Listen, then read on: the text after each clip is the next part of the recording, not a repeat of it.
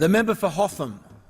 Deputy Speaker, I'm so glad to have the opportunity this afternoon to make a very clear statement on behalf of the people of Hotham that an increase to the GST, a massive tax hike that will go on to every Australian family, is not the answer to this country's problems. Deputy Speaker, the Prime Minister has referred to a table where all of the reform opportunities are heaping up, and I have to say that table is going to be buckling under the pressure of all the options before him. We have a Prime Minister who tells us that he is trying to run a debate about reform, yet he is not able to tell us what the objectives of this reform process are.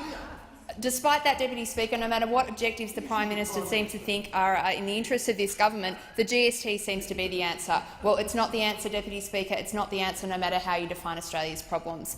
Four big reasons for that. First of all, Deputy Speaker, the GST is not necessarily going to be a more efficient tax. The recent tax report commissioned by this government shows that the GST is not any more efficient, essentially, than income tax, so that argument's out.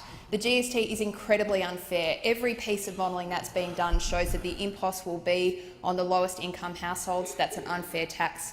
Deputy Speaker, the Prime Minister has told us that we should trust him to make this tax change in a fair way. Well, that's a joke, Deputy Speaker. I understand why my good friend over here is laughing. This is a government that has spent 2 full years doing everything it can to reduce equality in this country, and the GST is just a part of that plan.